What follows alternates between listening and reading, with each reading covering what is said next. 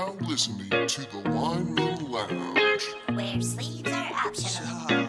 Aren't you tired of the same old podcast? Aren't you tired of the same old things? Don't you want to switch it up a little bit? Listen up, cause I'm about to blow your brain. Let your seat kick back, let your feet relax. Come on over, take a listen to the Lineman Lounge. In the car, at your crib, anywhere that you want. Come on over, take a listen to the Lineman Lounge. Got the NFL, got MLB, got NBA, and some UFC. Got college sports, we talking fantasy. Come on over, take a listen to the boy Mike C. Only on The Lineman Lounge.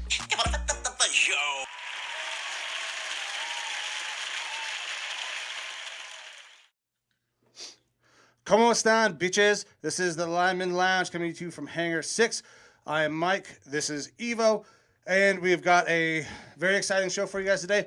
Coming to you guys again on a Saturday. We did not get to do our show earlier in the week because of some sickness, but some very, very exciting stuff. My man Evo has just signed with Bishop Sycamore as their new defensive end. Yeah, I'm looking forward to promoting myself to all of the top D1 colleges out there. I'm sure I'm going to get a lot more traction now that I'm with one of those powerhouse high schools. So, yeah, really looking forward to playing for that team. And it's going to be tough to crack the starting lineup initially, I think, just because they are filled with so many studs. Yeah, I mean, but if you're a mid-30s aged man, well past your athletic prime, there's not a better place to be than Bishop Sycamore, so congratulations on that, starting defensive end. It just took me a while of really sending in my highlight reels to their P.O. box at the public library, I believe it was. Right. So, yeah, but real happy to be a part of the team. Yeah. All right, guys, so we got a great show for you guys today. We're going to talk a lot of football. We got to get some cut-down stuff that we missed last week. We're going to talk some college. We're going to talk some NFL. We have mailbag questions. We have start, sit, cut. I'm very excited. I feel so much better. I'm glad we're we're able to do this episode. And then we got a whole bunch of shit going on today. I got a fantasy football draft later on. Yeah. I got like 3 fantasy drafts this weekend. We got golf on Monday. Enough, yeah. But you had a fucking busy morning this morning. You guys had football. Yeah, so, had the little quarantini yesterday for you just in case. Don't worry, he's all clean, no herpes flare-ups. And precautionary for myself as well. We've had, this town seems to just been hit by the Ligma variant lately or something like that. So, but we're all clean and healthy here for the most part. So, yeah, this morning had a second flag football game, and our Colts were victorious again, so undefeated.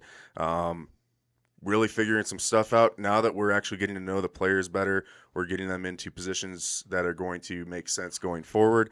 Our biggest thing was, we haven't done a ton of defensive stuff in practices, especially defensive lineups. We'll do some defensive drills, flag pulling, stuff like that, scrapes for the linebackers or following where the play is going.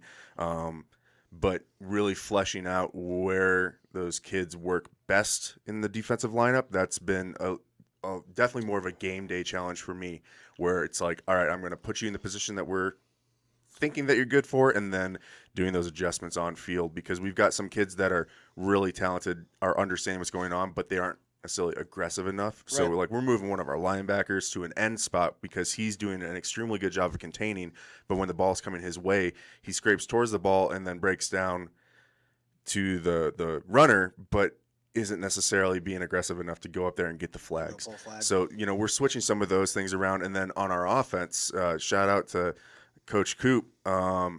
We switched. Our biggest issue from our first week in our scrimmages was the center to quarterback snap. We were just going under center, getting that snap. And then, so that snap was a little bit slow.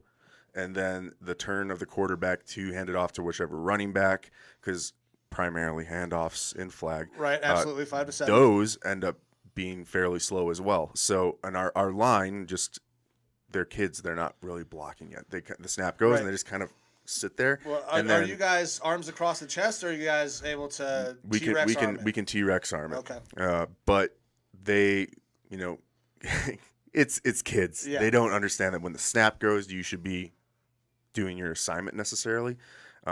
So you have a job to do on the field? Yeah. They're not just, out there for fun. But They I are mean, out they there for are. fun. They're out there for fun, and I think they're having fun with it. But you have an aggressive interior defensive line that blows our play up real quick. Right. So we switched in this last week to shotgun, and we found one of our kids is really good at snapping the ball. Good. So good sometimes that his snaps are Too hard so and hard you and so can't be fast caught that the by the quarterback quarterback. sometimes is having difficulty holding on to them. So those are the hiccups that we're willing to accept because we're having like a 95% success rate with the snaps. And so when that was happening, our offense was just clicking because the ball is getting to the quarterback faster. The quarterback is further back, so the defensive line can't pursue him as easily. And we worked in a whole lot of quarterback sneaks, basically, or quarterback would feign a handoff, and then he would just take off with it. Geez, I mean, it was like after our first drive, we went 4 and out. Right. Other team scored. They didn't get their extra point. And then after that, every single drive, we had the ball for maybe 1 or 2 plays because we were just getting those wide sweeps straight for a touchdown. And it's funny, the kids, like, we get the ball on the 20 after the kickoff. Right. It takes the kids like 20 seconds to run the length of the field because they there's are those little legs slower going. than hell. I Like, mean, they're fast, but they're not fast. Like when you not think not about for it. running like 80 yards. No. So, but yeah, we took it to our opponent today. I believe the final score was something like 26-13. So real happy with that performance. And we actually were working with a limited squad today. It's Labor Day weekend. People are on vacation and things like that. So, but real proud of them. Happy to be undefeated so far.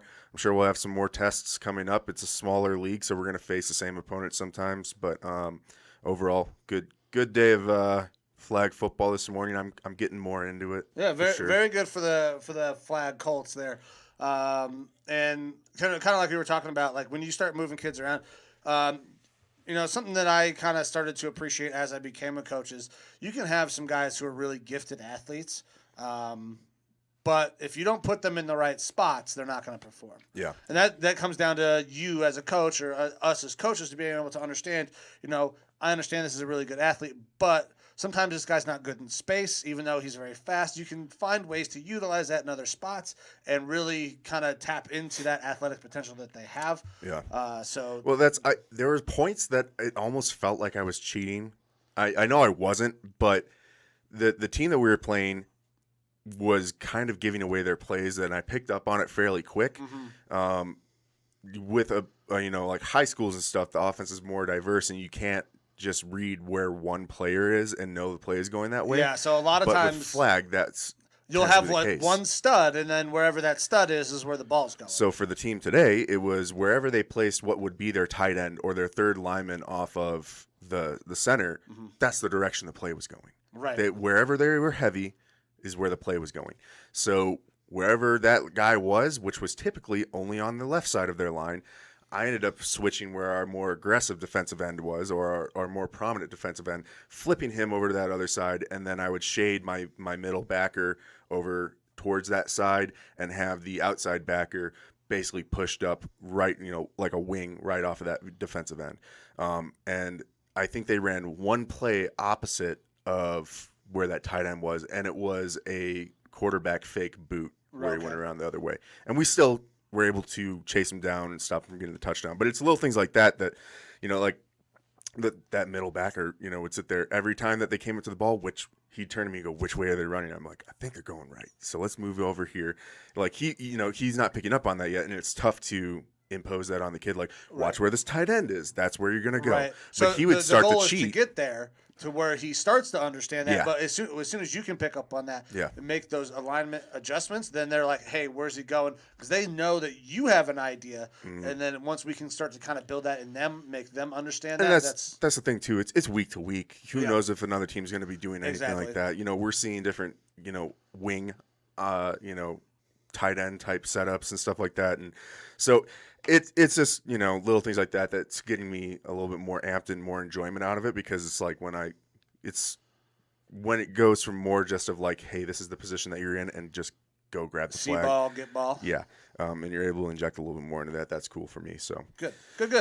no game for you this weekend? No, we had a bye week this week, which I'm actually very happy about. My son was home sick on Friday. I was sick as well this week. I took what would have been our Thursday and Friday off of work. So I'm glad we didn't have a game. Now, I would have liked to ride that momentum a little bit from our last game. But I think we had some other kids that were sick as well. So I think getting everybody healthy and moving into our next game is against Benson, a team that we typically don't have a problem beating the brakes off of. So I think getting everybody healthy over their sickness is going to be a good thing as we move into our game this upcoming weekend. Yeah, it's good to just like for the NFL, it's probably a good thing for these guys who are getting sick, especially if it is that Ligma variant or whatever. Get it out of the way as soon as possible, so that way you can be ready for the season. Yeah. I don't know if that's the case with your players or anything like that. And nobody has said that they have the vid, especially the Ligma variant. But anytime you get kids that are sick, you want to keep them away from practice. The more they're away from practice, the harder it is. A team thing. Yeah, I mean, you're a football guy. You're in a locker room. One fucking person is sick in a locker room or practice.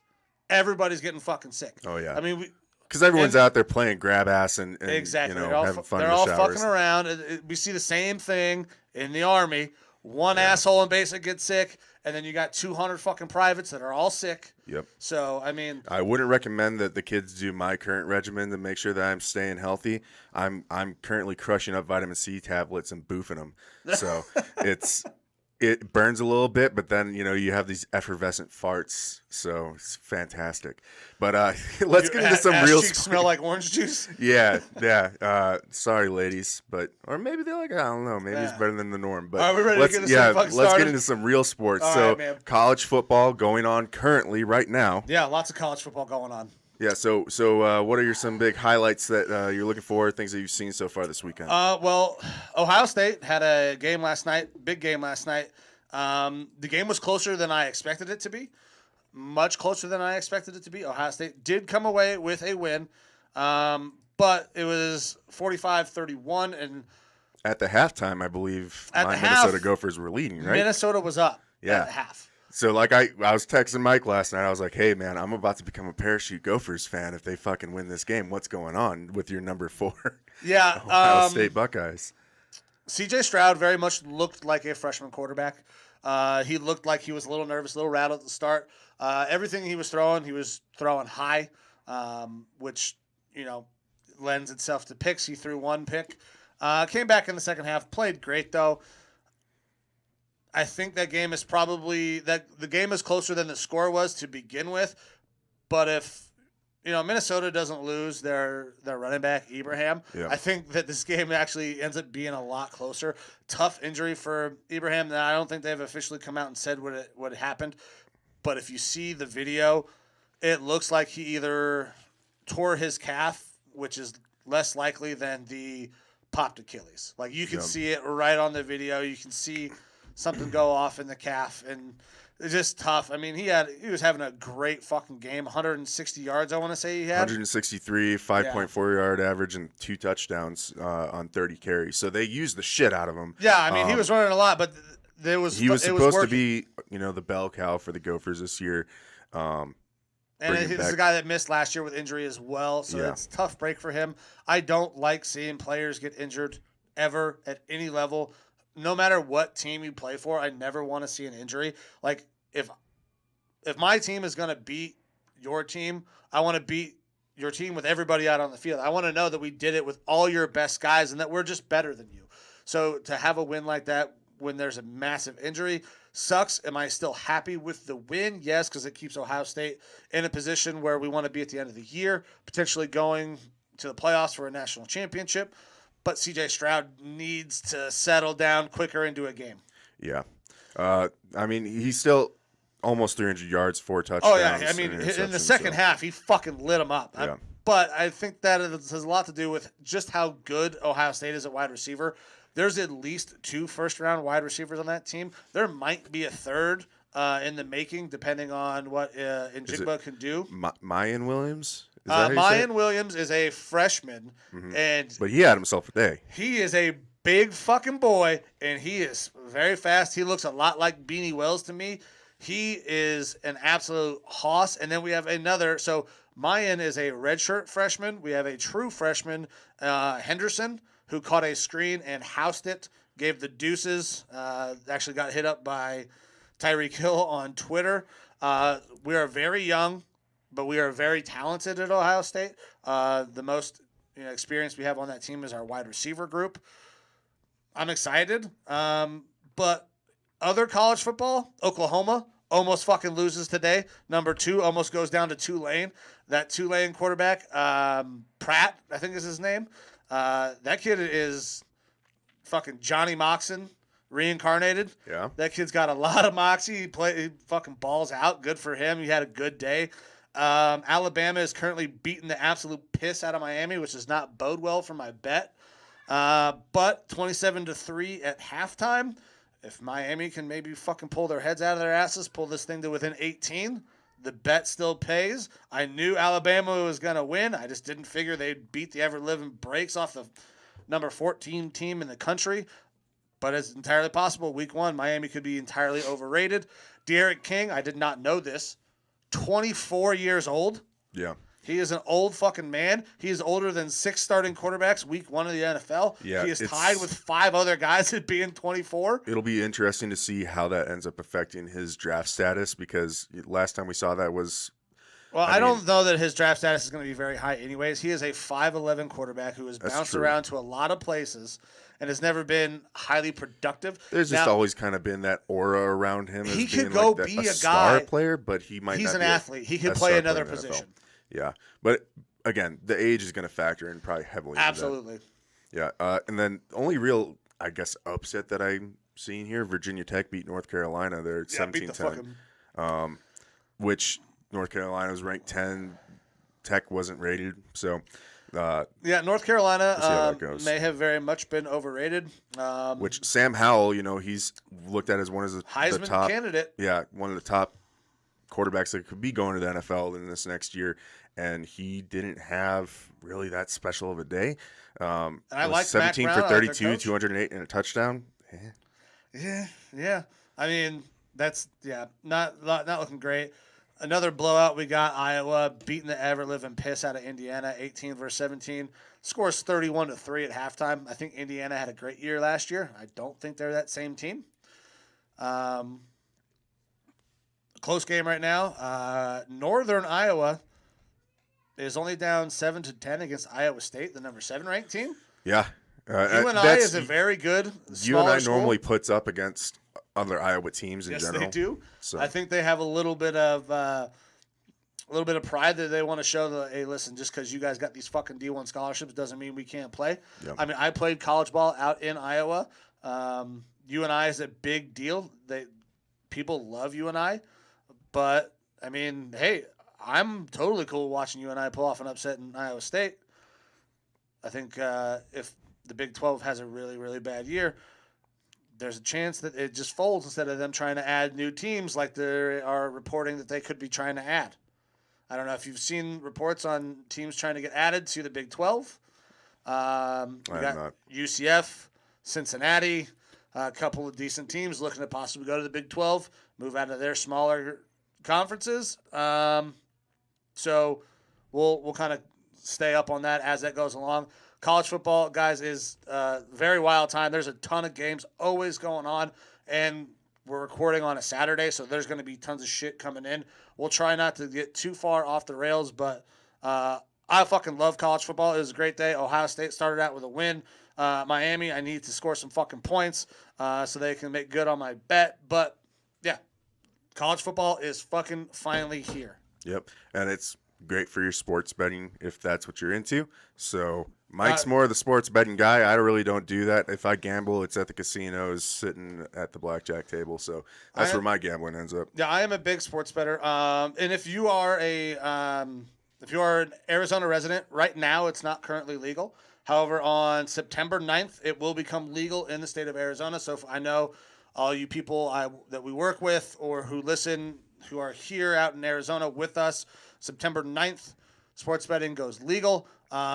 Once it goes legal, I'll kind of tell you guys where I'm going to move my book to. I'm going to go legit. I'm going to have a legal sports book. Oh. but I don't want to necessarily promote any specific places. I'll just tell you, kind of what I'm doing, and then you guys make your own decisions on what it is that you want to do. But there are going to continue. I'm going to keep making bets all year. Hopefully, I win you guys some money. Like they say, you're either hot or you're due. So at some point, I'm going to make you guys some money. Yep. So moving from college football, NFL football. So Tuesday while we were recording, it was cut down day. Cuts were coming in. We were kind of observing what was going on, but we didn't want to delve right into it because the thing with NFL roster cut down day is that you get, at the end of the day, a 53-man roster. And it means nothing. And that's just smoke. Yeah. The dust has not settled yet.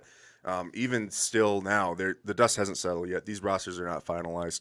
I know that for my Vikings, there were moves that were made that were kind of head scratchers initially when you look at what was going on, but now it makes sense because the way that the NFL works with how you can drop players who are on one-year deals, no guaranteed money, and then pick them back up, and how that whole structure works, it's pretty silly. They kind of need to relook at it, but especially if there's anything voidable. Yeah, it's so you've got guys who are going to go on like short-term IR.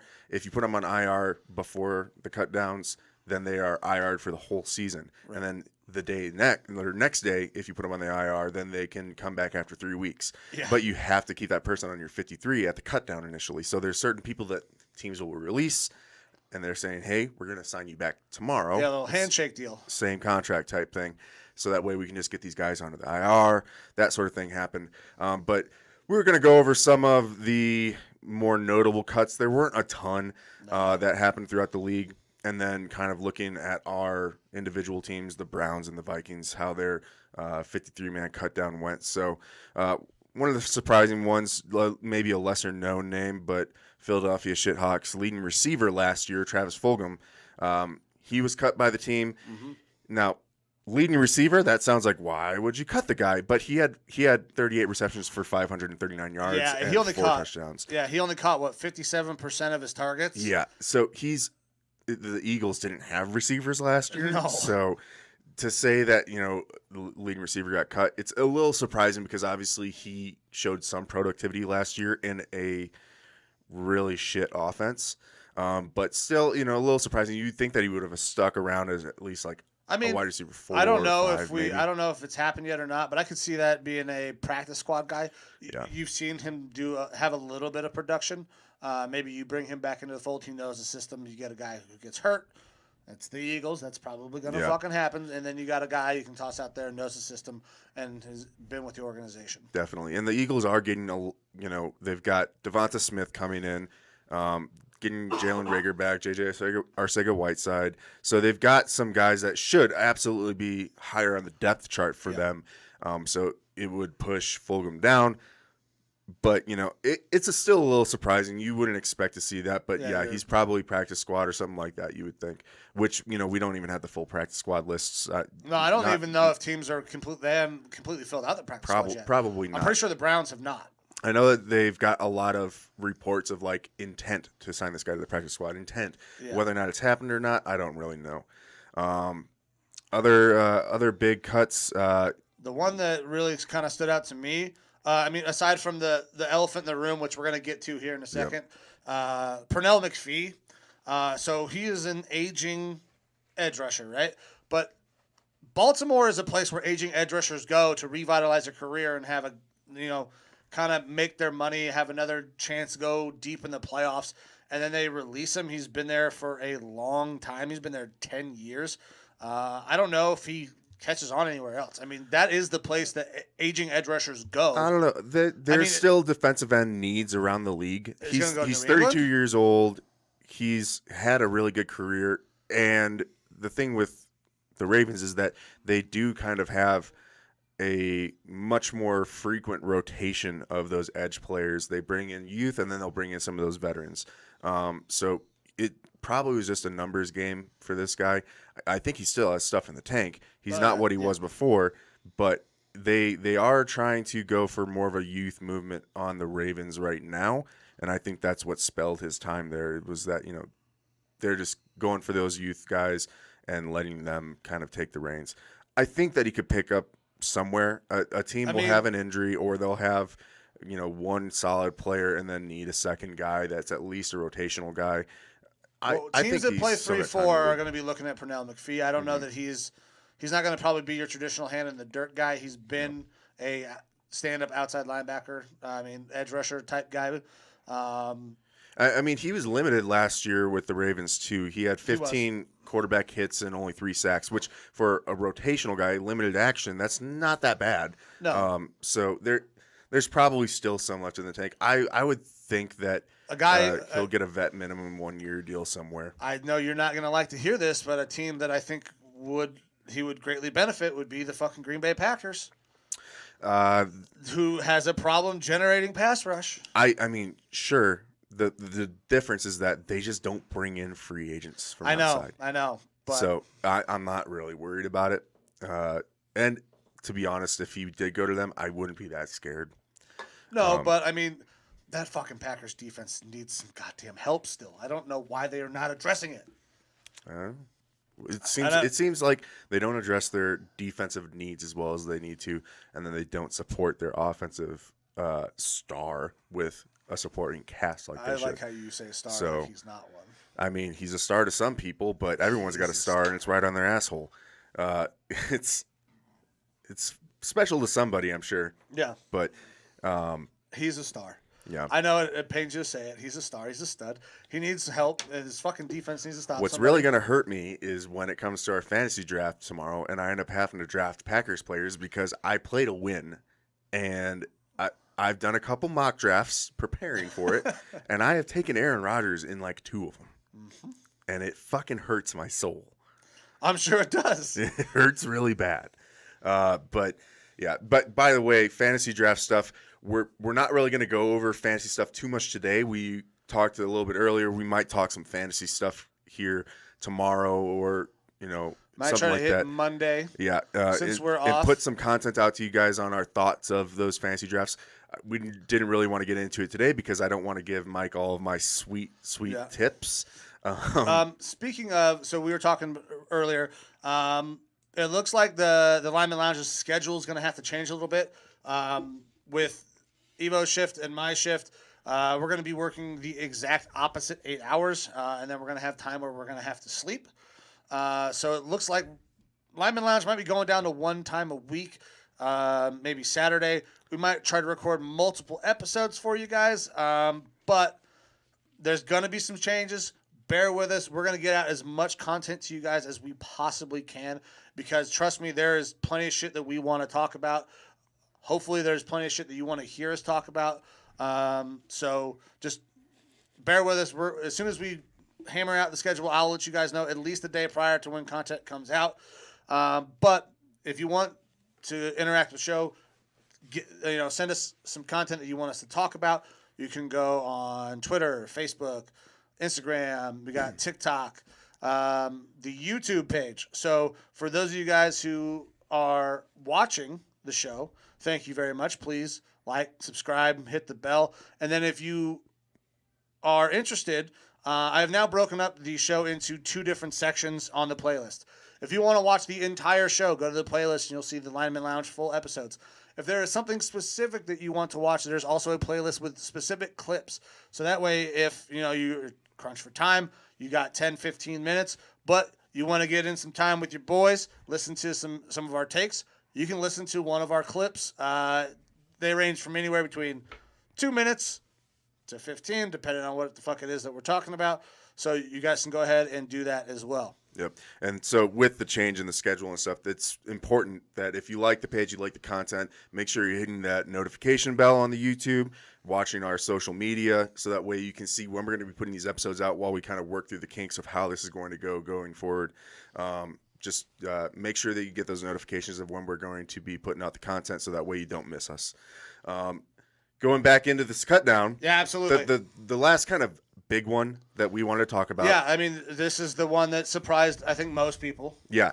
Cam Newton got released by the Patriots. Mac Jones named the starter. So Mac Jones being named the starter wasn't as much of a surprise. He, had PFF's top rating of the rookie quarterbacks, which there's arguments to be made one way or the other, whether or not, PFF is very good at what they do. But stats are stats, and sometimes the eye test shows a little bit different. But still, I would have expected them to keep Cam on the roster because it's not like he's got some bloated contract that you have to worry about. I believe it's still incentive laden, like it was the year like before. $8 million and multiple incentives to. So he's probably not going to hit those incentives. Nope. And it just would have made sense to me to keep him on the roster. But Does it make a distraction though? Because as soon as Mac has a bad game, are they calling for Cam back in there? possibly. I think, I had the same thought about the distraction, but it was more so of, is Cam And it's going not to be Cam a distraction? being a distraction. That's what I was thinking. I wasn't thinking that Cam was going to be a distraction. I thought that people calling for Cam would become a distraction. Cam is a good teammate. did you see the video? Cam going up, making sure he got left hanging for a high five from Mac Jones, and he's like, "Fuck that."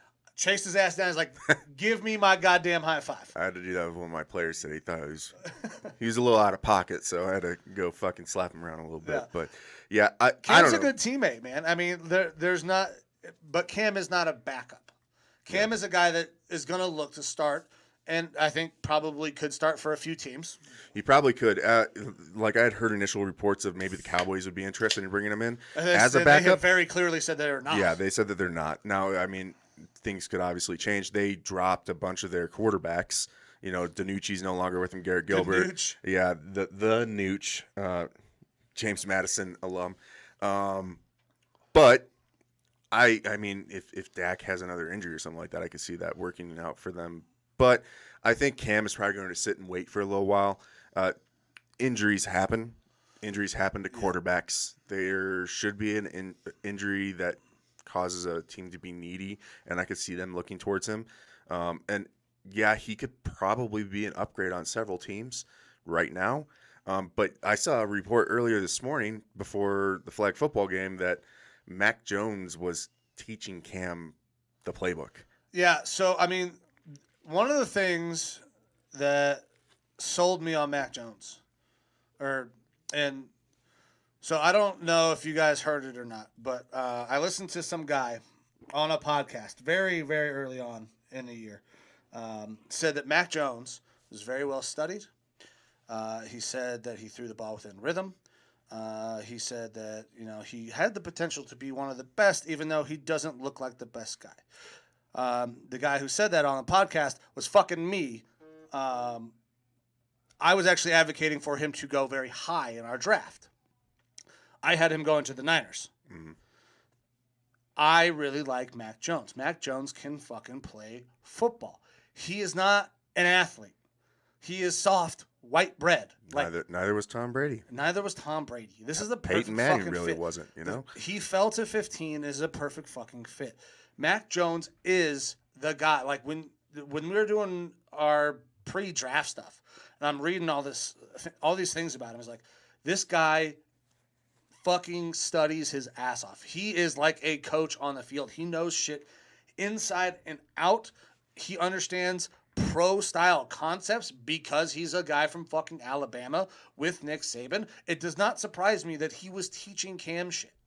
Cam is very much a guy who is very talented, but there have always been concerns that he's not the best study. Yeah, he's that visceral athlete on the field. Yes. And that talent has always kind of carried him. And, obviously he's waning a little bit in, Right. his skill and his years and athletic talent carrying him. So, again, it was just a little surprising to see him get cut. I would have thought that they would have tried to keep him on there as a backup or a reserve or at least a mentor of some sort, because now I believe they have Jared Stidham, and that's their only other quarterback. Did they keep Hoyer, or did No, Hoyer get fucking cut? Hoyer got cut. Oh, so Stidham is the backup. That's scary. So they don't really have They don't have a veteran reserve. presence. Yeah. And so I thought that would have been good for him, because there were reports too about Cam teaching Mac the how to be a pro quarterback. This is what you're going to do on game day. These are the sort of routines you should get into, things like that. Being a good teammate. Right. So Those are things that Cam would be good at, but like I said, I don't think it's Cam that would be the distraction. I think having Cam there could be a distraction if Mac has a bad game. Yeah. And that's not on Cam. Yeah. So Cleveland Browns, how'd you think they did with their cut down? Were you happy? Were you impressed? I mean, very much kind of what I expected. There were a couple that were surprising, but nothing crazy. Kadarius Hodge, I talked about it before. Kadarius Hodge was cut. He was in that battle for our 5th receiver, was a fucking special teams ace. Caught Baker's touchdown pass in the preseason game, has been very productive for us in the past. But 1 year, like 2 point whatever million, makes sense. Clear cap space. You're not paying $2 million to a number 6 receiver.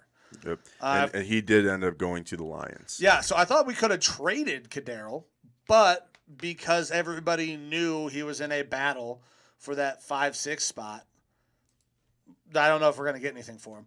He's going to do great for the Lions. I mean, he may end up being their number 1 receiver up there. Kadarius Hodge is very fucking talented. It sucks to lose him, but that speaks to the depth of that Cleveland Browns wide receiver room. Obviously, Anthony Schwartz, have not seen a lot from him, but he's a 3rd-round pick. He's going to make the team. Rashard Higgins is Baker's security blanket, making the team. Obviously, OBJ, Jarvis Landry are not going anywhere. Donovan Peoples-Jones was a fucking absolute stud all throughout the training camp and preseason. He is a draft pick from last year. Absolutely earned the right to make this team. Sucks to lose Kadarius Hodge. Offensive-wise, that was the only one that kind of sucked to see happen. Defensive-wise, I was very confused to see that we cut 4 defensive ends, leaving us with 3 defensive ends on the fucking team. And really expecting. We gotta sign somebody. I don't know when or where it's happening, but Garrett's the lock. Obviously. Myles Garrett, obviously. Then we got Jadeveon Clowney, Yep. and then we got Tack McKinley. Injury history, but yeah. And so Jadeveon and Tack, injury histories. Mm-hmm.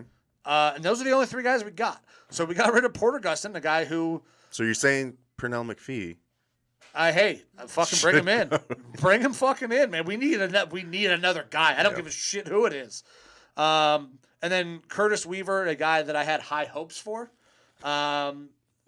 Former Defensive Player of the Year out of the Mountain West, Boise State. I was like, oh man, it'd be really cool to see this guy, get going with the team and make the team.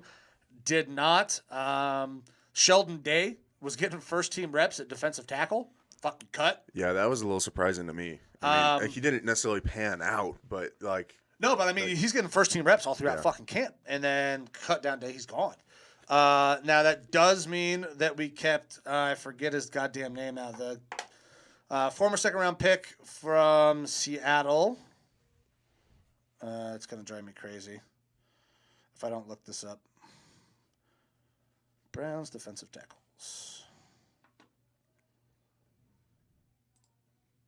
Not Jordan Elliott. Not Malik Jones. Malik McDowell. That's it. Malik McDowell. So former 2nd-round pick out of Michigan State, was hurt, then had some off-field issues.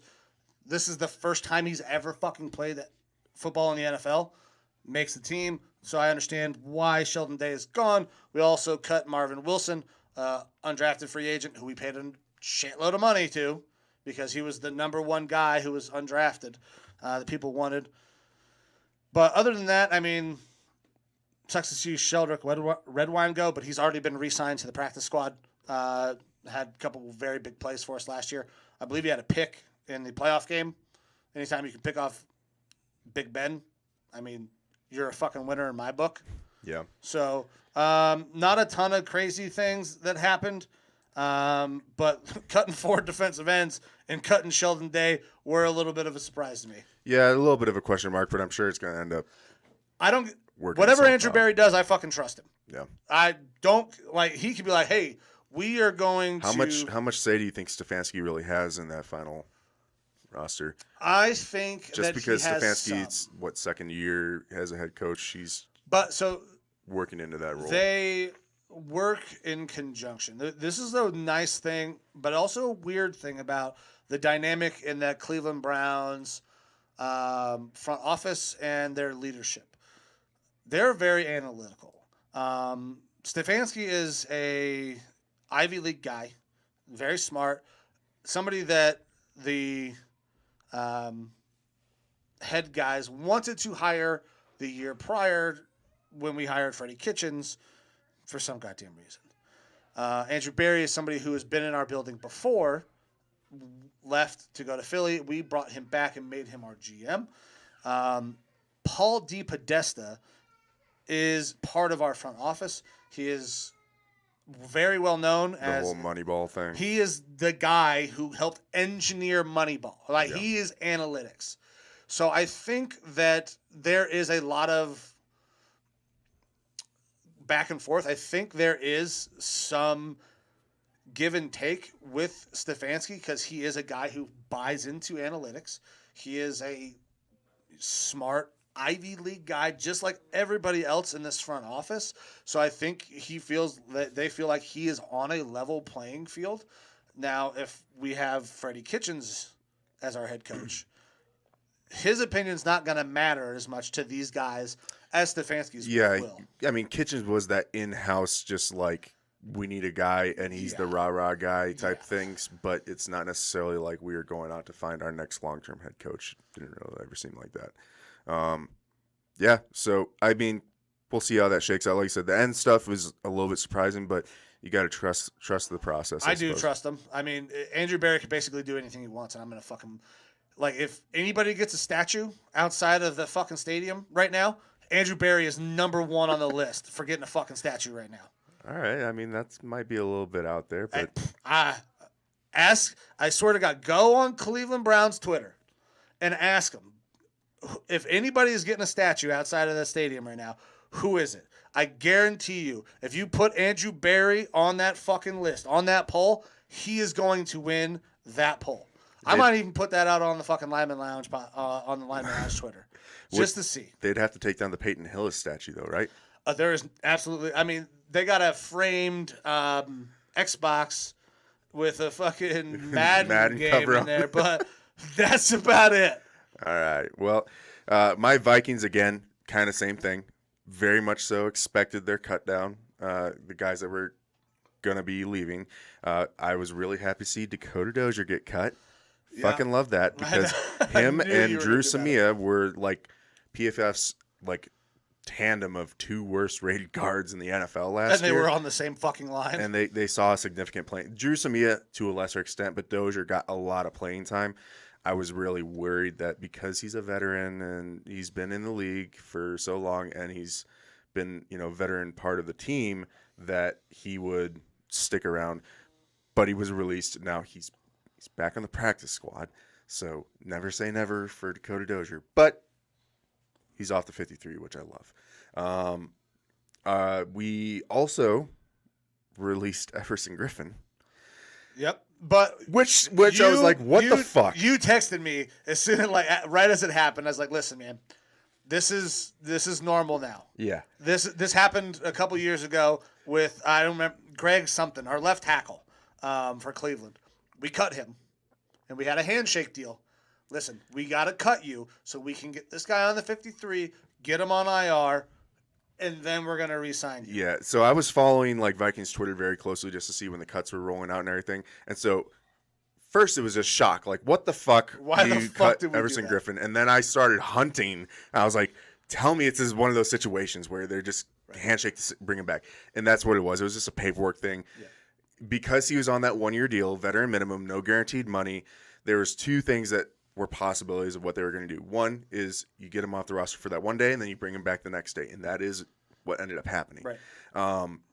Or the other option is that you leave him off the roster through week one, and then that no longer guarantees any portion of their salary. If a player is on the roster for the first week of the 50 or on the 53-man roster for the first week, then they're guaranteed some portion of their salary for the season. Supposedly, but don't they have to be the top? Was it 48 of the money though? That's how the salary cap works. The top 48 is what makes up the salary cap. And the bottom five guys don't count. I'm no capologist. I don't really know how the fuck it exactly works. Well, I mean, they fucking make it up anyways. So yeah. But either way, what also got me with that particular roster cut was that we released our long snapper along with him, which is not normal. Yeah, but it was the same situation. So we don't have another long snapper on the team, and so I was like, well, we're gonna bring in another long snapper, and not that our long snapper Andrew DiPaola is anything special. He's good, he's consistent, but it's not like we didn't have anyone to replace him. We weren't going to go out and sign, the Tyreek Hill of long snappers or something like that. So I was like, we got to be bringing him back. And they released both of them at the same time. I was like, I feel like it's just one of those handshake things. Yeah. So we brought both of them back the next day.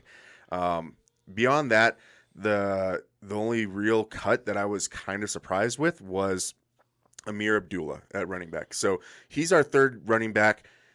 He's done decent in relief for Madison or Cook when they've been hurt, but he's nothing super special. What he really was to us was a special teamer. So those guys are important, man. I know, like, I just made a whole big plea about Kadarrell Hodge.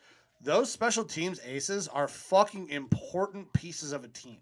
Yeah, so he's not only a part of that kickoff team and that punt defense team, and he's been solid with that, but also he was like our only returner that was worth a shit last year, and none of our returners were worth a shit. He was just able to actually catch the kicks that were coming towards him. He's been a good veteran cog, but we do have some potential upgrades this year to that position. So specifically with returners, we got Amir Smith-Marset, a wide receiver that we drafted this year, and Kene Nwangu, a running back out of Iowa State that we drafted this year. Now, Nwangu, he's going to end up being our third running back. Right now, I believe we only have 2 rostered. Nwangu was put on that IR for 3 weeks because he hyperextended his knee on the first return of the preseason. But he's looked very good through camp, and fast guy. He was a great returner for Iowa State. And then ISM, Amir Smith-Marset, out of Iowa. I get them confused, Iowa State, all the time because the two of them are kind of doing the same thing right now. ISM has a outside chance right now of being our wide receiver 3. Currently, that's going to D.D. Westbrook. But also, he looked very, very good through the preseason. So much so that on his returns against Kansas City, which was where he did a majority of his returns this preseason, he eclipsed all the returns that we had last year during the regular season in total or average return distance. So those are positives. I think it just ended up being, we need to get down to 53, and we've got other guys that can do this with potential to do it better than Amir. So it's kind of a bummer to see him go. Another guy that I was kind of high on after seeing him this preseason was A.J. Rose Jr. We got him as an undrafted free agent running back. He looked very good, albeit against second teams and stuff like that. But he had some really solid showings, and we were running the shit out of him this preseason. He's on the practice squad. I could see them still doing some maneuvering to get him back on the 53, at least while Nwangu's on that IR. Right now we are at 53, but I could still see that happening. And then the other kind of news with my Vikings that happened is we had our tight end, Irv Smith, go down. Number one tight end. This was supposed to be his breakout year, finally out from under Kyle Rudolph being the lead guy. Smith has looked great through camp. He's progressed well each and every season. And then he didn't look to have an injury in the game, but obviously he had some sort of an injury in the game. Something went wrong. They said that he had surgery to repair some meniscus, so we were kind of prepping for him to be out for, 3 to 5 weeks or something like that, potentially. Yeah, meniscus shouldn't be that bad. Yeah, and it sounds like it was a complete tear. Or I was listening to someone describe this, so it's almost like a minor tear is worse than a complete tear in some situations.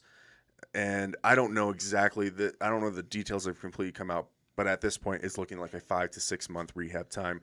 Yeah. They put him on blocks for the season pretty much. So he was pre-September 1 designated IR, right? Cannot return. I don't think so. Oh, so he is post September 1. I believe so, because what they did is they traded for Chris Herndon from the Jets. Right. That trade wasn't even though it was on paper, it wasn't executed until after those cuts. And so I believe that they did end up putting him on the IR after the cuts, with the hope or potential possibility of him rehabbing and coming back quicker than expected. Mm-hmm.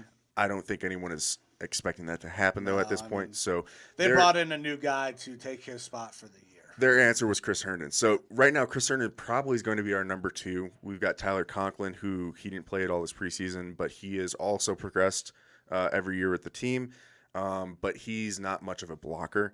He's more of a receiver, a slower, lumbering receiver, but he's actually looked good as a complement to Irv Smith or to Kyle Rudolph in the past. Herndon, I've liked Herndon I've liked his potential, but I don't know a lot about Herndon. In the little bit of time that I have seen him, he's okay. He was a guy that I was excited for last year in fantasy. So he was looking really good in camp. He was clicking with Darnold, and then nothing came of it. He had 31 receptions for 287 yards. Nothing special. What was special about him, or what got people excited, was his first year. So first year, 39 receptions, 502 yards, and 4 touchdowns in an abysmal offense. Sounds kind of like Travis Fulgham. Almost identical stats there, right? But that was as a rookie 4th-round pick. And rookie tight ends are typically not good. Yeah, so he showed a lot of potential there. Then the next year, he gets suspended for PEDs. And the first game back, he quickly injures himself with a hamstring injury. He's out for the rest of the year. So he had 1 reception for 7 yards in his second year. All right. Again, they thought he was going to be a bounce back guy last year. Nothing really came of it. And he even came into camp this year as the number 1 tight end for the Jets and slowly lost out to a rotation. Now they're going to have like a 3-man rotation at tight end where it's the Jets. Yeah. So I think he's got some talent. The reports out of training camp for him this year was kind of that he seemed unenthused to be a part of the team, which I don't necessarily blame him, but also you're in the NFL, playing on an NFL roster. You should be enthused to be earning that sort of a paycheck. I think the Vikings overpaid to trade for him. We gave up a 4th-round pick, and we're getting him and a 6th-round pick in return. So I have a spin on that, but I don't want to derail the conversation too much, so I'm going to say it quickly. He's a guy who was with the Jets, does not look enthused to be with the Jets, even though he did play with some spunk with Sam Darnold. I'm going to leave it at that. Yeah.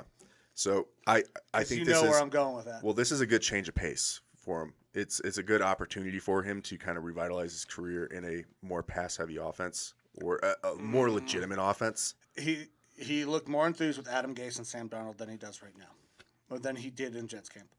That's all I'm going to say. You know where I'm going with that. Hey, I mean, we'll see. We'll see. There also was more reported rumors in the last 48 hours of Vikings having preliminary talks with the Eagles about Zach Ertz, which I'm not for. I used to be a huge Zach Ertz fan. Sure, me too. A couple years ago. Before Dallas Goedert. Before he got so old and constantly injured. Zach Ertz can still play. He can. Zach Ertz is not the Zach Ertz of old. Look, Dallas Goedert is the number 1 tight end there. My biggest issue, if we were to trade for Ertz, is that they're going to ask. We just gave for up more. a 4th for Herndon. They're going to ask for more. There's no way that they're you going don't to ask for for more. a 2nd. And I'm not. That's too high. Yeah. That's not the player Zach Ertz is anymore. Zach Ertz can still be very productive, but not for a 2nd-round pick. Yeah. We also picked up Ellefson, I believe is his last name. He was a cut from the Jags. He's really not anything special notable to me yet because I don't know a whole lot about him other than he's from Minnesota and he played at NDSU, so he's a local guy. I don't know. That it sucks for the tight end room there. Hopefully Herndon can kind of revitalize his career, but I'm also a little excited to see more Conklin because we call him in Vikings Twitter Gronklin. Like he looks like a Dollar Tree Gronk, I guess, but has some potential there. And again, his career trajectory has been slowly trending upwards. So we'll see what happens there. But that's pretty much my take on the Vikings cutdown day. Again, still more things to happen. We are looking right now. We only have 2 quarterbacks rostered: Kirk Cousins and Kellen Mond. Browning, our 3rd stringer, who was fighting for that 2nd string spot, he's looked great through camp and then shit in preseason, in the actual games. They talked about him going to the practice squad and basically being our 3rd quarterback they're just not keeping him on the active because with the current rules, you can designate certain players where they can be activated immediately on game day. There's not any sort of weird transactional process with it. With the COVID protocols and everything. Yeah, now, but also Sean Mannion, who's been our backup for the past several years, who I really dislike, even though he is a coach, and that's what he is. You never want to see him on the field. That's okay. There's also talks of him coming back and being on the practice squad because the Seahawks ended up releasing him. There are guys like that in the NFL. There are a lot of quarterbacks like that who should be making a living on a practice squad or just as a third quarterback as an extra coach. And that's not a bad living. My argument is that he can go coach. Sign him as a coach if that's what you want. Don't take up one of your practice squad spots even, personally. I know that restricts him from potentially playing this year. You can't hire him as a coach, though. You hire him as a quality analyst, advisor, or something as a quality. What the hell is quality control? Quality control guy. Yeah. Which, when I say coach, that's like I'm not saying he should come and be the quarterback's coach. Yeah. You could have him on the sidelines, assisting the team in the same fashion. Whereas I believe with him being on the practice squad, he's not even supposed to be on the sidelines. No. So that limits you a little bit there. But I don't know. That's neither here nor there really. But that's my thoughts on the Vikings cutdowns. So I'm gonna kind of toss a curveball. We didn't really talk about this, but when I said it earlier, it kind of made me think. So I said, typically rookie tight ends are not very good, right? Well, there was the rookie tight end who was very good, and that was the Lions tight end, T.J. Hawkinson. He was a stud, right? But that's not what I want to talk about. The Lions made a very interesting move in their cutdown. Oh, yeah. Did not keep a fucking kicker on their team. Yeah. So not that the kickers that they had, it was, I believe, like Zane Gonzalez and Randy Bullock. Yeah. Their Zane Gonzalez has been on a lot of teams in his short NFL career. That tells you a little bit of something. He was with the Browns. We drafted him. And did Bullock, not pan out. Bullock has had one very good year, a couple average years, and then not much else. I still think he might be better than the Vikings kicker, Greg Joseph. But neither here nor there. They didn't roster a fucking kicker. Which I don't know. I've got to look this up now to see if they've actually signed anybody. I got it right here. Okay. They have now signed Austin Siebert. Okay. To a deal, and they brought Zane Gonzalez back on the practice squad. Oh, okay. So those are two failed kickers from the Cleveland Browns. Any Cleveland Browns fans out there know both of these guys. Zane was terrible for us. Fucking awful. He had a very good year down in Arizona for the 1 year he was down there. Well, I guess he was down there for two. Had a really good year his first year. Not so great. That's why he's not back in Arizona. Siebert, we drafted. Guy from Oklahoma. Looked okay at times and then was cut. And now he's with Detroit. I thought Motor City Dan Campbell was saying, you know what, fuck it, we're not kicking. I thought we're not fucking kicking, we're going for Dan two. Campbell was just going to be that new ballsy head coach. It's just like, fuck special teams. I mean, this is a guy that had, when he took over as the coach down in Miami, they were doing fucking Oklahoma drills the first week he was the head coach. Yeah. Like, he is a hardcore dude. He's an exciting guy. I don't know, like, he's a good motivator, but coaching, I don't know how well he'll do other than just being that kind of motivation. Guys will want to play for him. Yeah. Can he get the scheme? Can he scheme as a head coach? I mean, we'll see.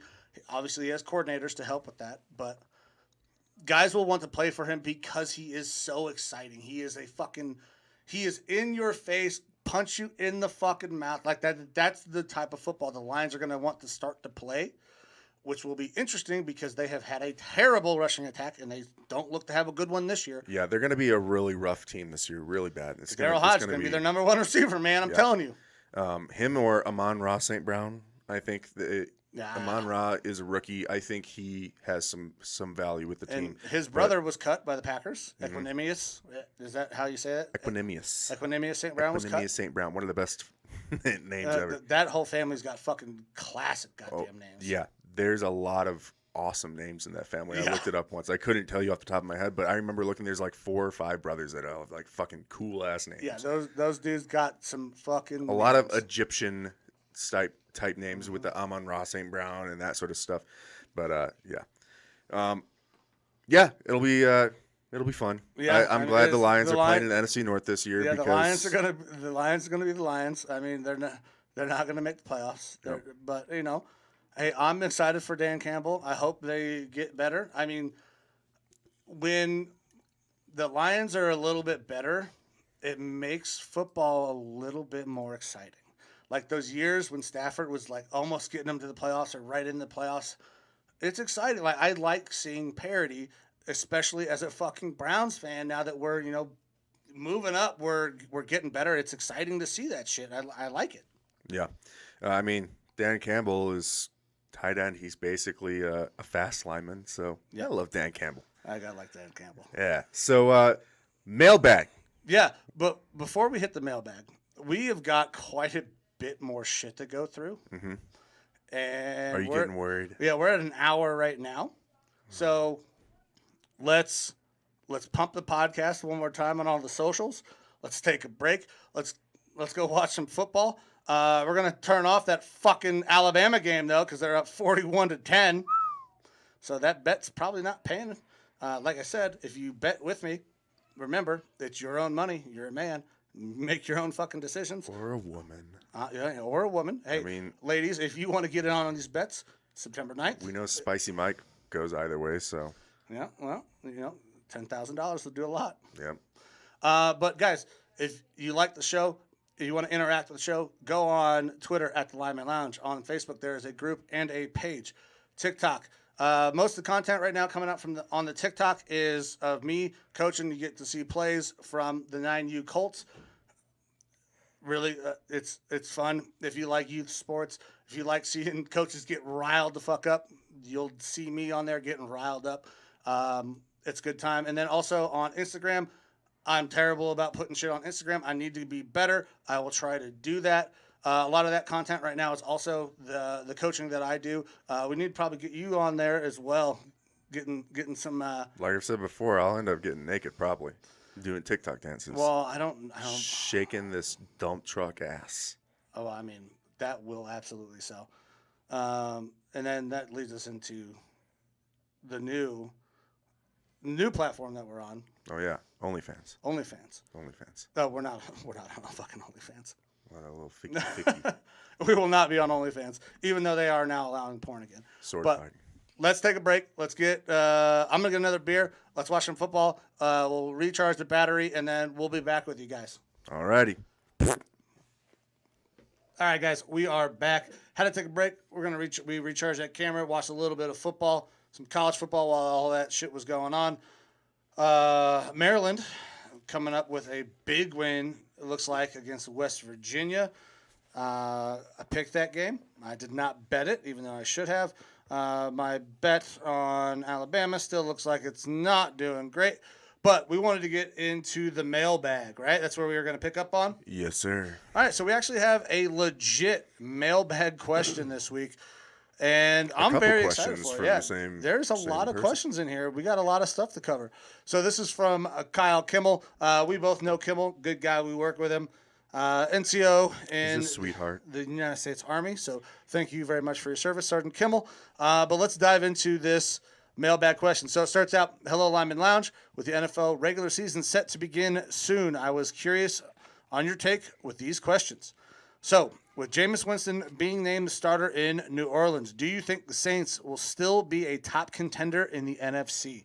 I'll let you go ahead and tackle that one first. Well, in the NFC, no.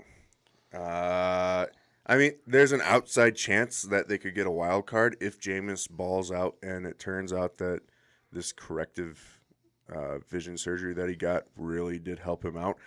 I think that there's an outside chance that Jameis could be kind of good, but I'm not sure about the roster around him offensively. You've got Alvin Kamara. Stud. And then, but who's their receivers? Mike Thomas is out. Yeah. Like Jameis is throwing to guys who are not good receivers. He has no number one. I'm not even sure he has a number two technically. Yeah, I mean they've Marquez Callaway, I believe, is their top guy right now. It's tough. I don't know that they're gonna win like the NFC South, it's not likely that they're going to win that.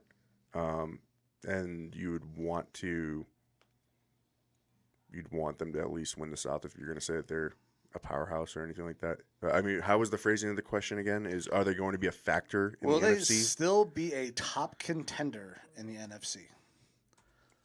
Yeah, I no. I don't see it either, man. I mean, don't get me wrong. If Jameis The has the fixed Bucks his are winning problem- the South.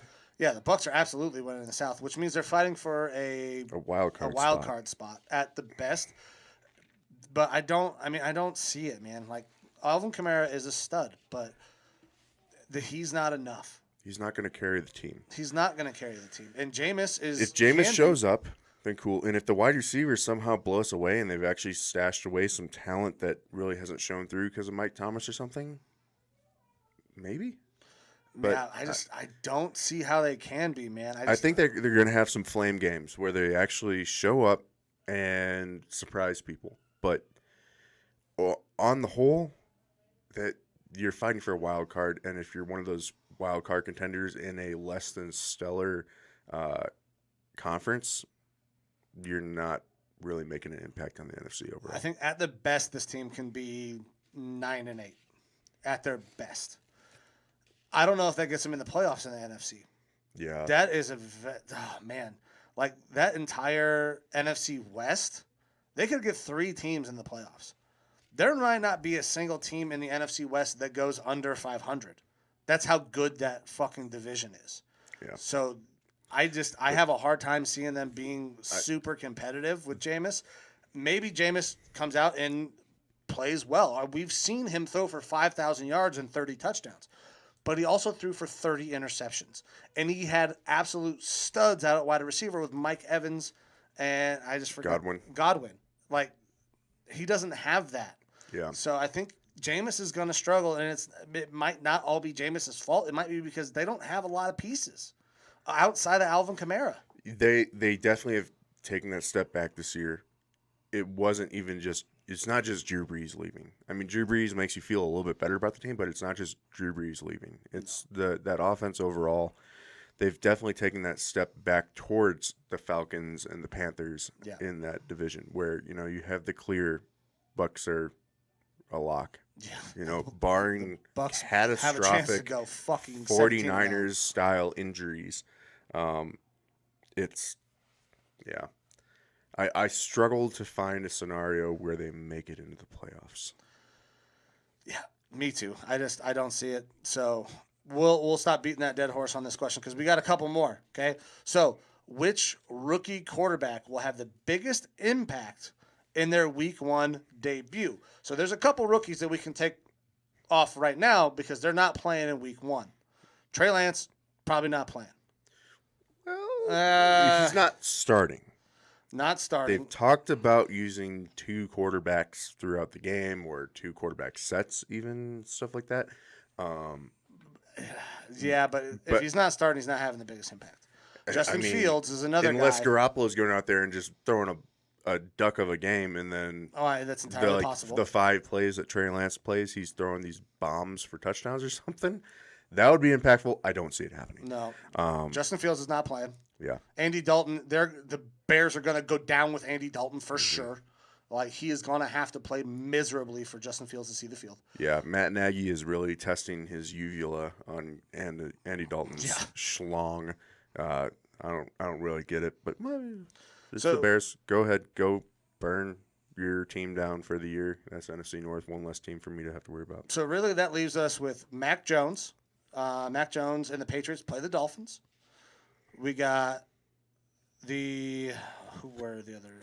Jets and Panthers. Jets and Panthers. You got your boy Zach Wilson. Zach Wilson, right? And then where the hell's the other rookie? Dolphins, Patriots. No, I already had Dolphins, said that Patriots. One. Yep. My bad.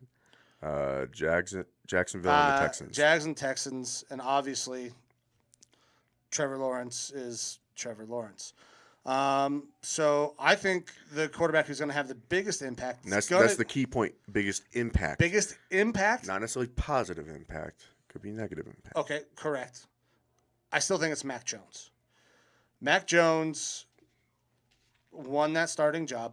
He You guys have all heard me talk about how I'm a big fan of Mac Jones. I think he's going to help that Patriots offense be much more efficient than they were. The Dolphins are a very good team. They were right on the edge of the playoffs last year. Beating the Dolphins week 1 is a huge step for Mac Jones. I think that they probably get that win. I like the Patriots in that game. I think Mac Jones has the biggest impact, but it's not all because of Mac Jones. I would say Trevor Lawrence, but I don't think Trevor Lawrence is going to have the biggest impact, even though I expect the Jags to win. They're playing the Texans. The Texans are going to have the biggest impact in the Texans game because the Texans are fucking terrible. Yeah. They're awful. So Trevor Lawrence may look really good, but I don't think that has anything to do with Trevor Lawrence. I think it has to do with how bad the fucking Texans think that are. he just has to play average game management quarterback for the Jaguars. Don't throw 3 picks and you're going to beat the fucking Texans. And even with 3 picks, you never know. They might still beat the Texans. Yeah. Look, I can make an argument for any 3 of these guys, honestly. I'm Jaguars, Texans, like we were just talking about. Jaguars are not a great team or prolific by any means. Nope. But they could be trending up. They've got a solid running back. They've got what should be the franchise quarterback for the next decade. At least. And they've got some pieces here and there.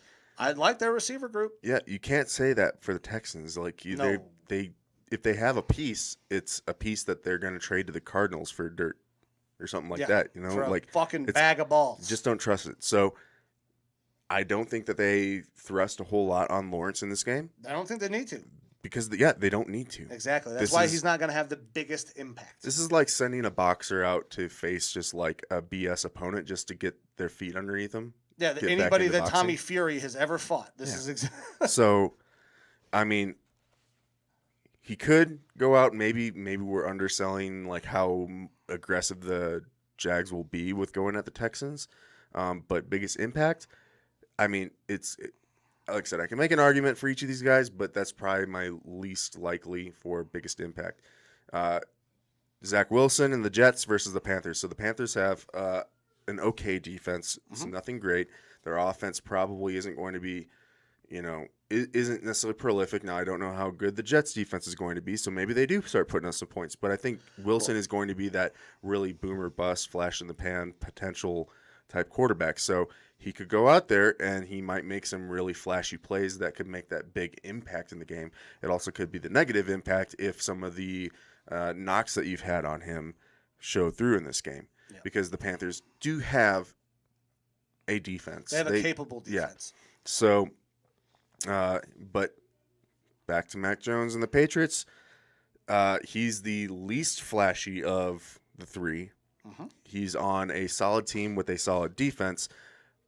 They're playing probably the best opponent out of this group. I think Miami's actually going to have a pretty good year. Overall, Miami is going to come to play, and this is a rivalry game. So most impactful, at least from a viewing perspective, probably could be Mac Jones because it's going to hinge on whether or not he can command this offense. I mean, rookie quarterback getting the reins from a Cam Newton, a solidified veteran NFL starter. It's going to be, all eyes on Mac, seeing how this game for the Patriots is not can they beat the Dolphins. It's how does Mac perform against a rival, which a very good team lends itself who is a well-coached team with Brian Flores. Yeah, Flores, who knows the Patriots and stuff like it's setting up to be a good game to watch just to see how Mac is able to perform in his first NFL start in the regular season.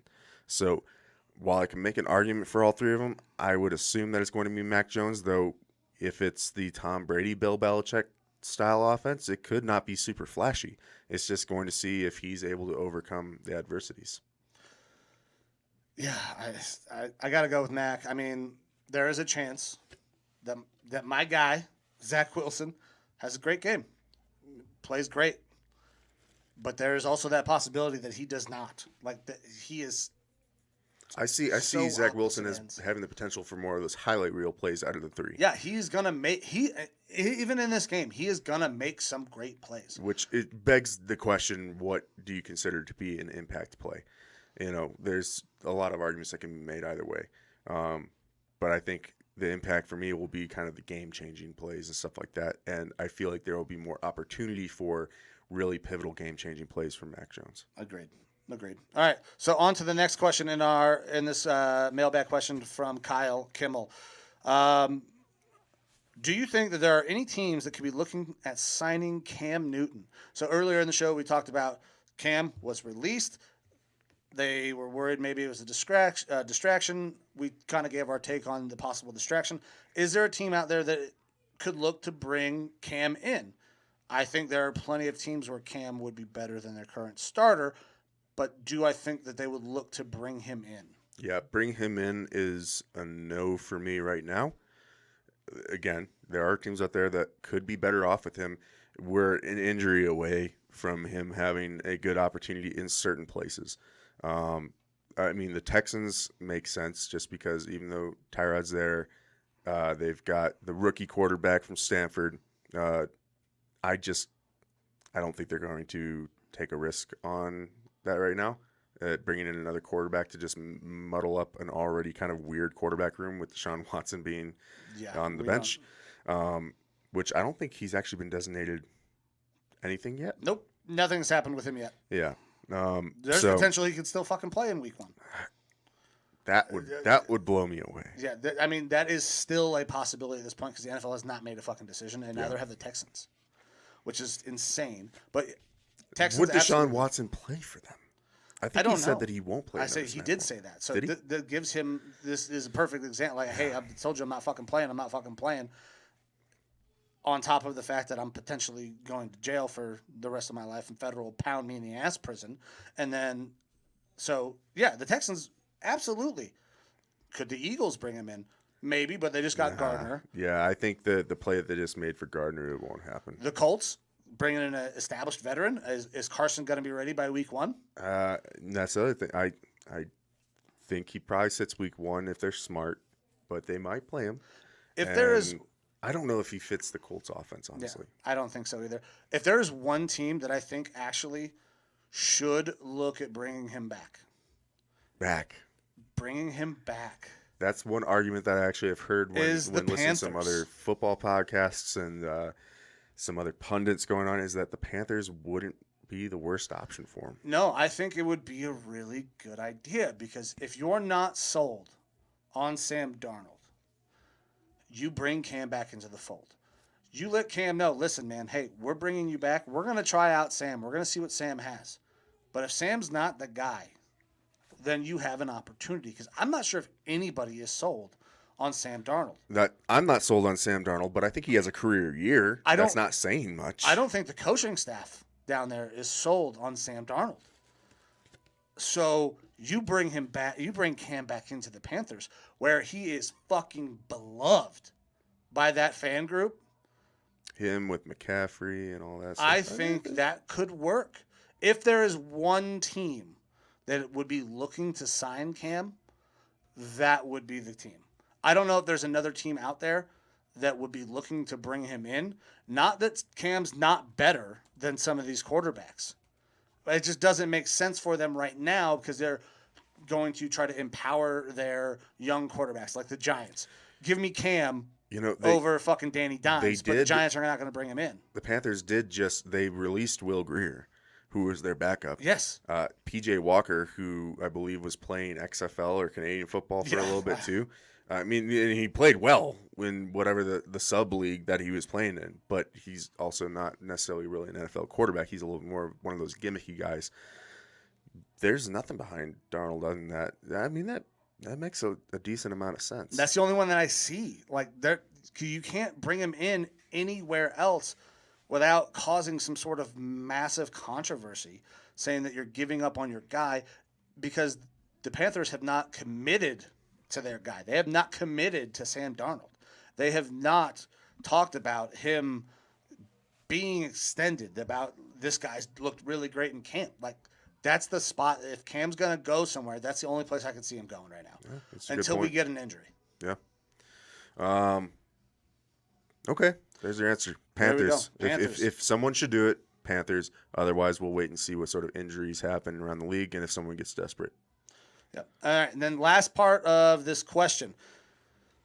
So, do we have any bold predictions for a week 1 upset?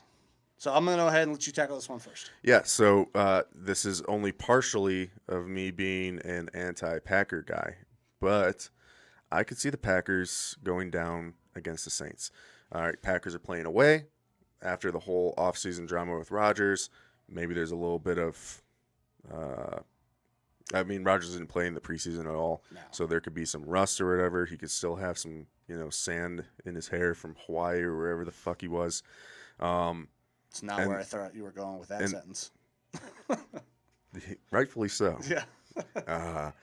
But the Saints, I think, want to make an impact. The only thing that really kind of throws me off of this game is that, yes, it's an away game for the Packers. It's a away game for the Saints, too. Yeah, I was going to ask you, does that make a difference? They're playing in Jacksonville. It probably makes somewhat of a difference. But that's my upset. I would love to see the Saints beat the Packers, obviously. But I don't know that the Packers got better this offseason. I think that there's question marks now surrounding the issues with Rodgers. And the Saints are the type of team that people might sleep on because they've got Kamara. And Kamara. That's it. Winston either shows up and shows that he truly deserves to be a starting quarterback, or he, falls to the wayside, and then the Saints are going to be looking for a new quarterback next year. This is his opportunity to start a statement of why he should be a starter in the league. Yep. And so that's the game that I think will be my upset, is Saints beating the Packers in a home away game. The only other game of note that I would bring up, and I know that it's something that you weren't going to bring up because you think it's going to be tougher, but Browns versus Chiefs. So Chiefs are heavy favorites, even though the Browns are 6-point favorite right now. Yeah. On the spread. But I mean, the Browns are a very much improved team. Yep. This is a game that they know that if they go to the playoffs, they're probably going to be looking at, staring down the barrel. So they want to make an impact here and try to take it to the Chiefs. It's going to be a much closer game, I think. I agree. A hard-fought game. And while it would be an upset, I think it would be, again, kind of, putting the hammer down and saying we're this new Browns team. We are good, and this is why we deserve to be in the conversation for a Super Bowl contender. If this isn't week 1, that's the game I'm hopping on. Browns beating the Chiefs as the upset. But with it being week 1, our defense has 9 new defensive starters. We have not had a ton of opportunity to play together. And Andy Reid has extra time to prepare. Andy Reid off a bye week with extra time is the second most dangerous coach in the NFL behind He's just pounding burgers Belichick. right now watching film. Yeah, that's what he's doing. He's fucking fantastic. Now, I would love to say the Browns are going to beat the Chiefs. I'm just not. When I went through and I did my picks of the Browns schedule, who we beat, who we lose to, I have us losing this one. Not because I don't think that we can play with the Chiefs. Week 1's going to be tough. Extra time, 9 new defensive starters. I would love to hop on here and say, yeah, fucking Browns are going to win. I don't know if that's going to happen, even though I fucking hope it does. So my pick, and I know this is going to go right into the almost homer thing, kind of like you did. I think the Raiders can beat the Ravens in week 1. The Raiders are at home. It's a Monday night game. It'll be very exciting. This is the first time I believe that the Raiders are going to have fans. Yeah, in their nice, stadium, sparkly new stadium. In that brand new stadium, the first time Raiders are going to have fans there. It's going to be a party. That's going to be exciting. The fucking Raiders fans are going to show out, and the fans and the players are going to be excited for that. On top of the fact that the Ravens have a shit ton of injuries, they lose their number 1 running back. Their quarterback has been out with COVID. Did not get hardly any reps with his new offensive weapons. He's got their receiving core has been banged up and hurt. Yep, multiple guys on IR. New offensive line. Like, this Ravens team is going to be good. I would love to say they're going to be trash, but they're fucking not. They're going to be good. I'm still actually not sold on them. I think that their offense takes a step back. I think it does as well, but I think they're going to win 10 games at least. maybe 11. I mean, they're going to beat they're going to beat the Bengals twice. I think 10-11 is possibly where I'm seeing them. Yeah, 10 or 11. I got to look at their actual schedule, but I think 10 or 11 is the top end of what they're going to be looking at. I think the Browns win the division with 12 wins. But this could be, right from the rip, this could be a game that the Ravens drop. Because of all the injuries, this is the first time the Raiders get to play in their home stadium in front of fans. That's going to be a crazy atmosphere on a Monday night. I got the Raiders beating the Ravens in week 1. Yeah, not a bad pick. But all right, that takes care of all the questions from our mailbag questions. So Thank you very much, Kimmel. That was great. That's the kind of stuff that we're hoping for when we started up the mailbag, getting these kinds of questions in. We want to hear kind of what you're looking at as the season goes on. That gives us a chance to, kind of break down what you guys are interested in. Obviously, these are things that we're interested in. Otherwise, we wouldn't really be talking about it. We wouldn't be giving this kind of deep analysis of that. So thank you very much for that question, guys. Keep this kind of stuff coming. We love the mailbag question. So yeah, really appreciate it. Thanks, Kimmel. And that takes us to our last segment. So what was set up on Tuesday is our start, sit, cut. We had Case Keenum, Tyrod Taylor, and Marcus Mariota as our 3 options. We did. And what are we looking at for the poll, Mike? All right, so went a little differently than I expected, but on Facebook, we got Marcus Mariota, 6 votes. Tyrod Taylor with 3 votes. Case Keenum with 2. We go to the Twitter poll, and we've got, where the hell is it? Case Keenum with 1 vote, Marcus Mariota with 1 vote. So that gives us Marcus Mariota a resounding start, and we have a tie for our sit with Case Keenum and Tyrod Taylor. So we are going to be the deciding factor. The deal breakers on the start. Oh, we got our start. We're going to be the deciding factor on our sit. So I saw your vote on Facebook. Mm-hmm. So go ahead and tell me why you're starting Marcus Mariota. So we already kind of prefaced that we already have our starter in Josh Allen. That kind of sets up where I'm going with this. So Mariota, I think, performs more similarly to Josh Allen. All right. I think he's a much, lighter, not husky version of him. I think that he obviously didn't do well with previous team, but with the Raiders, when he's played, he's actually looked decent. There's been arguments by people that he should start in front of Derek Carr. I don't see that at all. I don't agree with it. I think Carr is very underrated. The only argument that I can make is that you could probably get Mariota at a budget compared to Carr, and if you're worried about the financials of it or something like that, that could work out. Or if you're like trading Carr for some high draft capital, then you can get by with Mariota for a season. But that's why he's our bench guy. Will be our bench guy. Yeah. Not that he should be carrying a team for a full season and more than one season. But for me, I feel like he's the best fit for what type of offense would be run.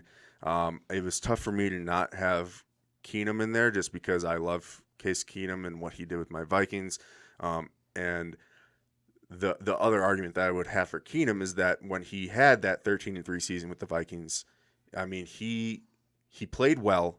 His accuracy was off, but he was bailed out a lot by Stephon Diggs and Adam Thielen. Some great acrobatic catches and stuff like that. If you're going to have Case Keenum succeed on a team, you need it to be a team with a stable of stud wide receivers, and we're going to end up having that on this team. So he could be successful on our team as even a starter, I would think. So that's why, for me, he would be my sit guy. I'd want him on the team. Mm-hmm. A lot of good veteran mentorship. He's had his highs and lows in his career. He can do well with a quarterback. But that would be the only reason why I would consider, or why I would consider having him be my starter. I just think schematically, the way that the team is going to end up being built, that Mariota might end up being a better option for it. All right. And then Tyrod, I like Tyrod as an average quarterback, but I've never been like super high on him. I know he had his time with the Bills where he looked okay. He's had his time with the Browns.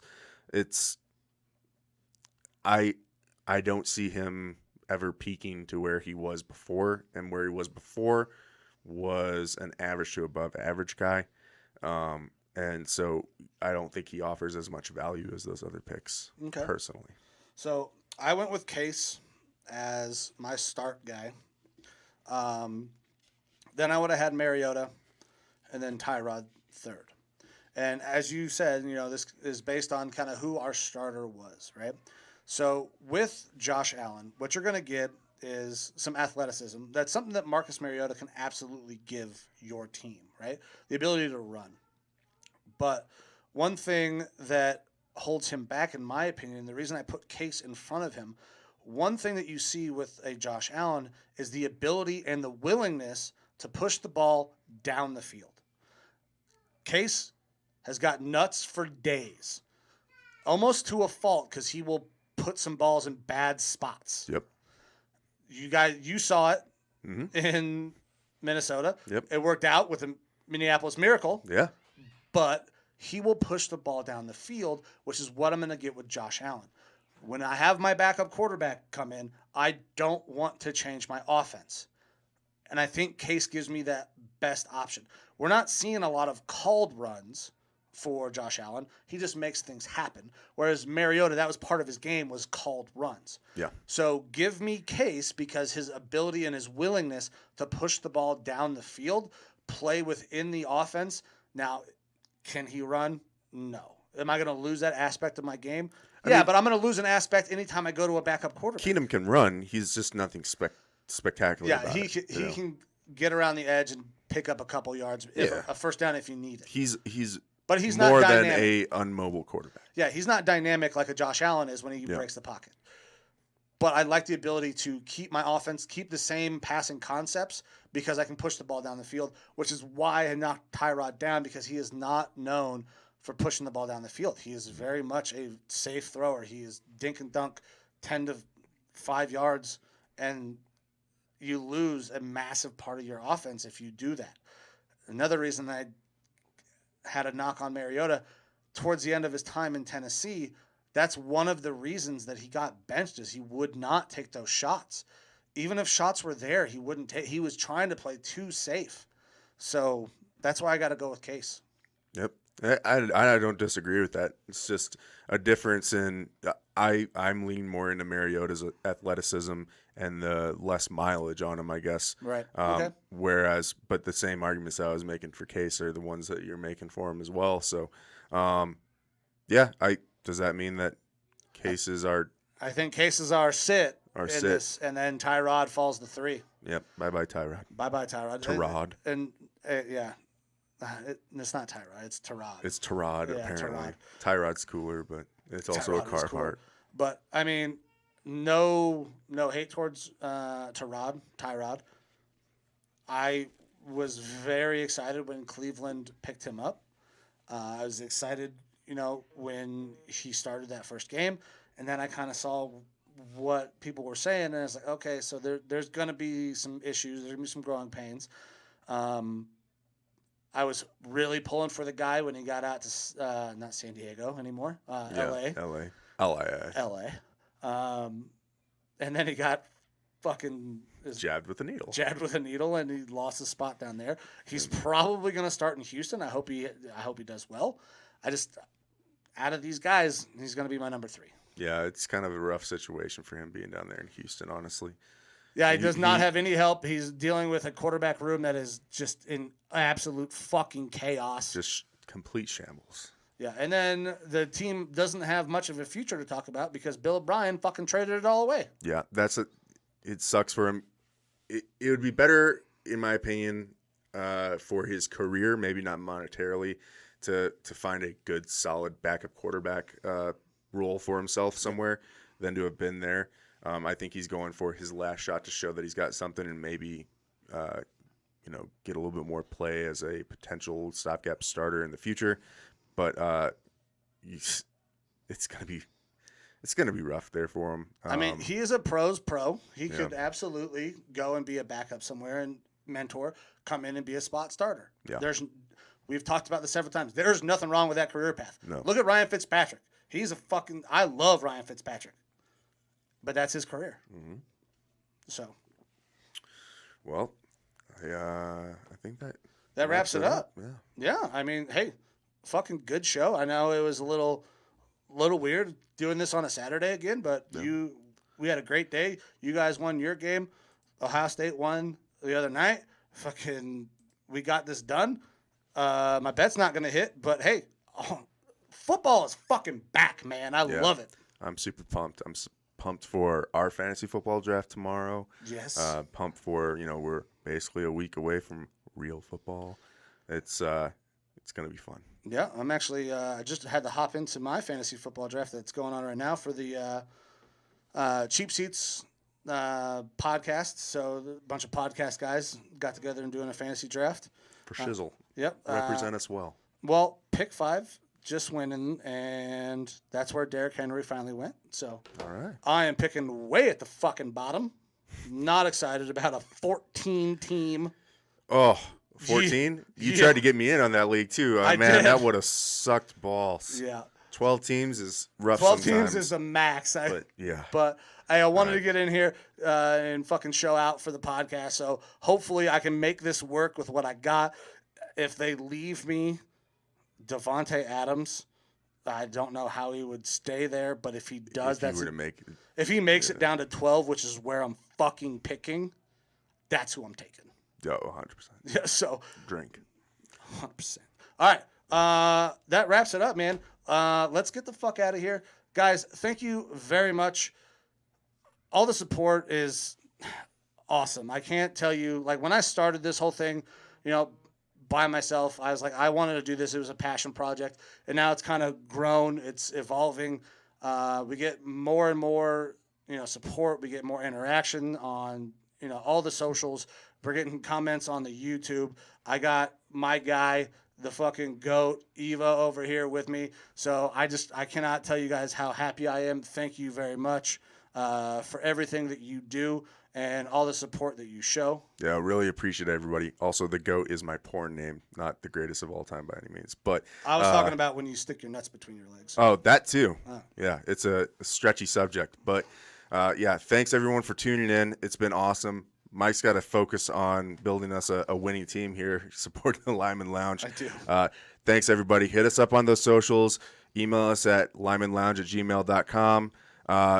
We'll be looking forward to bringing you some more high-impact football content here in the coming weeks. And, yeah, thanks for tuning in, everybody. Love you. See you.